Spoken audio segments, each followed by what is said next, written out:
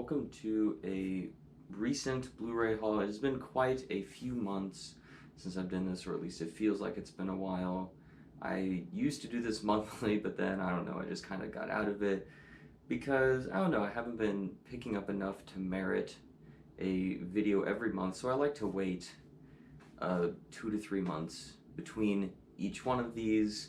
I don't remember last time I did this, but it's been a while. So, yep, I have everything separated on this table in front of me into 4 different sections. We got the new releases from this year, the new releases from last year, TV shows, and then older stuff. So those are my 4 piles here. I don't know why I just separated them that way when I set up my little table here. So yeah, let's work backwards chronologically, I guess. We'll go with like the older stuff first. So first we have The Mist, a Stephen King adaptation, which I watched for the first time either last year or early on this year. I believe I watched it last year. Yes, last year, I believe. I thought it was amazing. I really enjoyed it. Really funny story about this movie. At one point, this was my mother's least favorite film of all time. She absolutely hated this movie because of the last 5 minutes, right? And so, a few years ago at Christmas, I bought her the book, The Mist. And she reacted by throwing it at me. So, pretty funny story. I watched it because I'd never seen it before. I wanted to see why my mother hated it, and I guess I don't get it. I just really enjoyed this movie, so yeah. One of the better Stephen King adaptations, I would say, and of course, like the day after I picked this up, my friend Anthony from Anthony's Horror and More, he sent me a link, or like an image that they had announced a 4K Steelbook of The Mist. I'm like, of course. Right as this one goes on sale for like $5 or something, they announce, hey look, come out and spend 30 more bucks on this film. So I was like, shit, you know what, why couldn't you just announce it like a day earlier? So whatever. Next up, movie I'm surprised I didn't have before, and that's Happy Gilmore. This is probably my favorite Adam Sandler movie. As of right now, when I'm filming this, I can't think of anything else that would probably top this. But yeah, I love this movie. Hilarious, just hilarious classic Adam Sandler movie. Not like that shit that he pumps out on Netflix every 2 weeks, it seems like now. But yeah, really, really funny classic Adam Sandler film. Next up, we got a season of TV, and that is going to be The Last of Us on 4K from earlier this year, and I believe the only season of TV I own on 4K. Yeah, all my other TV seasons are on just normal Blu-ray. Yeah, I wanted to pick this up on The Last of Us up on 4K, because this was an incredible season of TV. I would say I'm a fan of the video game. I played through the video game in preparation for the show dropping, and although I didn't watch the show as it was dropping, because when shows drop like that, I kind of don't like watching it weekly, because, I don't know, I just like binging it all, and so that's what I've been doing with all the pretty much Marvel Disney Plus shows after my excitement for them has significantly dropped, and I did that for The Last of Us as well, so really, really good season of TV. And I haven't played through the second game yet. I will once, you know, seasons 2 or 3 or however many seasons of Last of Us they want to do. I'll play through the second game eventually, but yeah. As far as video game adaptations, this might be my favorite one so far. Really, really good video game adaptation. This has just been the year for video game adaptations, it seems like, right? Like, we got The Last of Us, which was critically acclaimed, or received very well critically, and you had the Mario movie, which was a box office behemoth this year, and you know, the excitement for the Five Nights at Freddy's movie, for me personally, is off the charts, but just seems like universally is pretty highly anticipated. So could 2023 be the year of video game adaptations? I guess we'll see. But yeah, that was a really, really solid season of TV. Now let's move on to my releases from last year I didn't have. I'm surprised I didn't have this one yet. But Bros, I thought this movie was hilarious. Was kind of a, I would say smaller release, but yeah, I saw it and I had a blast with it. I thought it was hilarious. And it would be one I see myself rewatching. You know, I'm not big on comedy movies. Not a whole lot of comedies that I watch um, more than once, especially a lot of the newer ones. I just don't watch comedies very often, so I just kind of like see a new one. I'm like, oh, that was kind of cool, and then never watch it again. Bros, I'd see myself rewatching. I actually recommended it to quite a few people. So yeah, this might have been my favorite comedy of last year. Don't remember because that was like goddamn 8 months ago. And I saw like 100 movies last year, but this was in my top 20 favorite movies last year, I believe. Yeah, really, really funny comedy that I. No, obviously I liked enough to pick it up, but that doesn't mean things like pick up shit all the time. So, like, yeah, I picked up a few things I wasn't a fan of over there. Speaking of movies I was a fan of, Deadstream. And this is the Walmart exclusive steelbook. They released it finally because it was just a Shudder exclusive. They released it on normal Blu-ray and obviously the Walmart exclusive steelbook. I love this movie. I thought it was great. This is like one of those few streaming service movies that I genuinely really enjoyed. I'm not that big of a fan of streaming service movies, so I don't really watch a whole lot of them, don't really give a whole lot of them a chance. But of the few I gave a chance to last year, Deadstream was clearly my favorite one, or one of my favorite ones. Well, I mean, technically, Glass Onion was a streaming service movie, but I saw it in theaters, so I don't really consider it that way. But Deadstream, a huge surprise, ended up being one of my favorite horror films of the year in a year that was stacked for horror movies. So yeah, I only saw it once, but I really, really enjoyed it. Heard it was coming to physical media, and like I have to pick that up. I was like, you know what, I'll spend a little bit extra and get it on the steelbook because really good movie and really, really cool steelbook. So yeah, if you like Evil Dead, it's very Evil Dead flavor, a little bit of found footage flavor in there. I'm not a huge found footage guy, but this one worked for me. So yeah, I really, really enjoyed Deadstream. Definitely recommend checking that one out. And now let's move on to the 2023 new releases. The only 4K out of any of these releases, and that's Guardians of the Galaxy Volume 3. I really enjoyed this movie. I really, really, really dug this one. Felt like classic MCU, like the return to form MCU that, I don't know, I've kind of been waiting for since Endgame, you know. This is probably my favorite MCU movie since Endgame, I'm gonna be honest. It's either that or Spider-Man No Way Home, but I think as an MCU movie, this one is better. As a Spider-Man movie, I think No Way Home, I would edge out over this, but I mean, this is a Spider-Man movie. Whatever. Hopefully that made sense. It makes sense to me in my head up here, which not a lot of things that I think up here come out correctly here. So, yeah, really, really, really good. Conclusion to the Guardians of the Galaxy trilogy. Makes me hopeful for what's gonna come of these characters later on. And yeah, it just felt good to have like a classic MCU movie again because so much stuff has been hit or miss recently, especially all the Disney Plus shows. Like, I'm gonna be honest, I haven't even finished Secret Invasion. I just don't care at this point about these Marvel Disney Plus shows. Really, the only one I care about right now is Loki season 2. That's the only MCU project for the rest of the year, honestly, that I'm looking forward to. Don't really have a huge interest in the Marvels. Don't give a fuck about Echo. What else came out this year, Disney Plus show wise? What else came out Disney Plus shows for MCUs this year? See, I don't even remember. It was that uninteresting. Thought Quantumania was fine.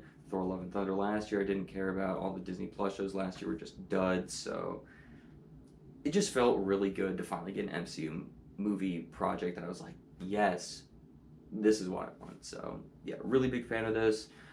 Picked it up on 4K because all the MCU movies coming out now I'm getting on 4K, and I actually like this design better than the Steelbook, so I just decided to go with this. And now let's move on to just the Blu-ray plethora of new releases I picked up. We got Scream 6, which I thought was good. I didn't hate the movie, but I didn't fully love it either. I was a really big fan of Scream 5 from last year, right? Yeah, Scream 5 from last year. Really big fan of that one. And I'm not huge on the Scream franchise as a whole, but you know, this was a really solid entry. Right there in the middle. But I mean, all the Scream movies are good, even if they're worse, which for me, probably 3 and 4 are my least favorites, but they're still good movies. So yeah, Scream 6, I was a fan of. I like this new cast of characters. I like this new, well, soon to be trilogy that they're doing, because they just announced that the guy who did Freaky and Happy Death Day is doing the 7th one, which I really like him as a director, so I really like. I love Freaky. And then I think Happy Death Day is good, and then I don't really care for Happy Death Day 2, but we can forget about that for now. But yeah, really, really solid Scream movie. Like, Scream is, you know, Halloween kicked off like this slasher revival thing we're kind of doing right now, and now Scream's kind of continuing it, you know. So yeah, I'm down for more Scream movies right now. Until they burn me out, I'm down for them. We got a bit of a disappointment, got a few disappointments here in a row, coming up this next one too. But Sisu, this movie was just fine, you know. The trailers, everyone's calling it finished John Wick. Trailers made it look awesome. I'm like, hell yeah, this is gonna be great. And I saw it, and you know, it was just good, right? It very much feels derivative of John Wick, which John Wick's like one of my favorite films of all time. That whole franchise is just one of the best franchises ever made, as far as I'm concerned. But Sisu was just good, you know. You know, what is it? What do I want from this film?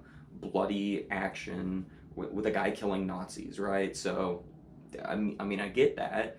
It just wasn't as good as I had hoped it to be, right? So, I enjoyed it. Obviously, enjoyed enough to pick it up again. I mean, I could see myself popping this in just as like a, you know what? I'm just in the mood for a violent action movie. Let's pop in Sisu, right? I don't think it's very long. Probably only like an hour and a half-ish, I believe. Like, it wasn't too long, you know, so quick, in and out, bloody, violent action film. It was good for what it was. It was just disappointing, because I wanted it to be a lot better than it actually was. Speaking of disappointments, let's get another disappointment out of the way. Cocaine Bear. Yeah, this was one of my most anticipated movies of the year. Just off the title alone, Cocaine Bear, with a concept of a bear being high on cocaine killing people. Like, that is like the easiest concept to make an awesome, fun, dumb movie with. And this movie just failed at that. Like, it's okay. I might even go negative on this movie. It's like teetering on the edge of maybe okay, maybe not okay. But like, I wanted this movie to be so much fun, and while you do get a bear high on cocaine mauling people, they just try to do too much stuff with the characters. Just kind of, the story's told out of order in a little bit. Excuse me, from what I remember. And there's just too many plots going on. You know, you have like 15 main characters in this movie, or like 15 characters you're following in this film. You don't need that. All you need is maybe 1 or 2, maybe even 3 leads. 3's pushing it. You need like 3 leads, and then just a bunch of cannon fodder for a bear high on cocaine to kill. You don't need, all this plot lines about, the father and son relationship, and then you have like this cop relationship. Like, you don't need all that stuff. It's such a simple concept, and they just try to do more than they should have tried to do with this movie. So, yeah. I feel like I might be in a minority with that one. Everyone I personally know that has seen Cocaine Bear has loved it, and I'm like the only one that's like, it was okay. So, yeah, big disappointment for me. This might be my most disappointing movie of the year thus far, is Cocaine Bear. Might be. I'm not sure. I'd have to think about that for a little bit. Okay, we'll get over the disappointments now with the last one, Evil Dead Rise. Now, I'm still positive on this movie. I still like the movie. I actually rewatched it since I bought it, because I just was in an Evil Dead movie, and Evil Dead mood, and I just wanted to watch an Evil Dead movie. I'm like, let's check out the new one. And my thoughts didn't really change all that much from my review. If you want to see my full review, I do have one up on my channel from a few months ago. But this was one of my most anticipated movies of the year, like pretty high. I would say top 5 probably, just because I love Evil Dead. The Evil Dead 2013 remake is my second favorite horror film of all time. Absolutely adore that movie. The rest of the franchise I think is very solid. Ash vs. Evil Dead is a very, very good TV series, especially season 1, I thought. And so I was hyped as fuck for this movie. And it was just good. I wanted it to be great. I wanted it to be one of my favorite films of the year. And it just ended up being good, which just seems to be a common theme for movies this year, is just movies in general this year are just good. There's not like a whole lot of standouts this year. Like, heck, I think on my Letterboxd, there's movies that are only 3.5 stars in my top 10 for the year, where last year you had to be at least like a 4.5 or better to be on my top 10 of the year. So, I mean, unless the next 4 months pick it up, it's going to be a really, really weird top 10 for me this year. So, yeah. But I think this is like a middle-of-the-road Evil Dead movie. It just wasn't as good as I wanted it to be, right? So maybe some of that's my expectations, but I enjoyed it. I mean, you get all that Evil Dead stuff you want with all the ultra gory, violent content and stuff. So, yeah, I enjoyed it for what it was. Just wasn't as good as I had hoped it would be. Let's move on to the opposite end of the spectrum for disappointing movies, and we'll actually go to a really surprising one for me. That's going to be Fast X. I'm going to be straight up honest with you. I had zero excitement for this movie. I'm like, Fast and Furious, not my franchise, right? So, going into the 11th Fast and the Furious movie, knowing it's going to be a part 1, part 2, possibly part 3 scenario, I was like,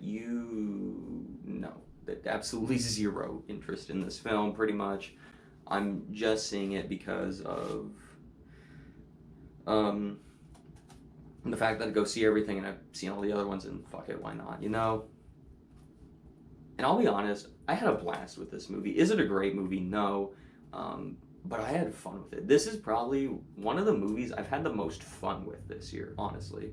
Again, I think I only gave it like a 3.5, and I still stand by that. I've only seen it the once though, but I really enjoyed it. It's just one of the movies where I'm thinking about like, what movies did I have the most fun with this year? I always just think of Fast X. Like, it's just a fun movie, I mean, there's certainly flaws with this movie, but I think a lot of those flaws could be applied to the rest of the franchise, because I'm not a huge Fast and Furious franchise fan. I'm not a huge Fast and the Furious franchise fan. So, I mean, I just have like universal things against all the movies that don't really work for me, and so it's not really different to this movie. They're still present in here, but if I'm in the mood for a Fast and the Furious movie, this is one of the better ones. I'd probably say top 3 Fast and the Furious for me personally. So I really dug Fast X. Next up, we have Asteroid City. Hey, it kind of matches my shirt. I didn't even realize that. I just bought this today. Anyways, Asteroid City, the newest Wes Anderson movie. And I totally respect Wes Anderson. I think he's a great director. I think he has a great style. He knows what he's doing. Very competent director. His movies just don't necessarily operate the way that my brain operates, right? Like, just like the quirky characters he does, some of the oversaturation of colors and stuff, it just doesn't fully work for me. And so, the 2 films I've seen from him, Grand Budapest Hotel and now Asteroid City, I've just been like, yeah, they're fine. I mean, I respect the hell out of the guy, and there's clearly people that adore his work and think that like his movies are some of the greatest of all time, and I can understand that. It's like one of those things I can understand. It's just, so I understand where people are coming from when they say stuff like that. It's just, for me personally, I don't get the same reactions that everyone else seems to get from his films. So City, I literally can't fucking talk today. Anyways, and I still have to do my last Voyager Demeter review, which I'm gonna film after this, even though this is coming out later than that, so some Christopher Nolan timeline shit for you. But anyways, yeah, if you're interested in this movie like Wes Anderson, I'm sure you'll at least enjoy it. So yeah, but I wanted to pick it up because I thought it was an interesting movie. Speaking of interesting movies, this is the last thing we got to talk about today. Beau is Afraid. What in the ever-loving fuck is this movie? This is in competition for the just most what the fuck movie. Like, period. Like, there is just so much shit in this movie that is just balls to the walls, insane, wacky, weird shit. And it's like, it's 3 hours long. And so it's like, not just like, oh, here's a weird thingy over here. It's like 3 hours of weird shit. That's basically all I can say about this movie. I don't even know how to describe this movie. Like, literally, the thing I keep going back to in this movie that's like the biggest what the fuck moment is they like climb into this attic and there's this fucking 10-foot tall penis monster. Some dude like busts through a window, shoots the penis in the balls, and then starts bleeding out semen. Like, the fuck am I watching? Like, literally, I don't understand. What am I doing? So, I mean, Ari Aster, he's a great director, but I didn't enjoy Beau is Afraid. Did not enjoy Beau is Afraid. I mean, the dude makes good movies, right? There's a clear difference between making a good movie and bad movie, and then making a movie I didn't enjoy and a movie I do enjoy. And then this is a movie I would classify as a good movie that I just didn't really enjoy. So why the fuck did I pick it up? Who knows? I'm a moron. But anyways, that does it for this Blu-ray haul, and might as well announce it now, but this will be the last Blu-ray haul until my complete Blu-ray collection 2023 edition, which I'll probably film within the next month or so. So yeah, that'll be the next video you see from me talking about my Blu-rays, is my complete Blu-ray collection, which last I counted I was close to about 900 Blu-rays, but that was a few months ago, so I probably hit 900. So yeah, make sure you check that out when that releases. Early October is when I usually post them. So, excuse me. Yeah, that'll be a lot of fun. I always have fun making those videos, and they perform really well on my channel, which is strange as fuck to me. Like, those are my top 2 viewed videos. The 2021 and 2022 edition both have like 1,500 views, which is insane to me. So yeah, can't wait to make another one of those where you can see me talk about literally everything on these shelves behind me, and the shelves over there, and the shelf over there, and all my displays. So that will be hella fun. So yeah, go ahead and let me know your thoughts on any of the movies I picked up, what you picked up recently, and yeah, I think that will be it for today's video. So as always, thank you so much for watching, and have a great rest of your day.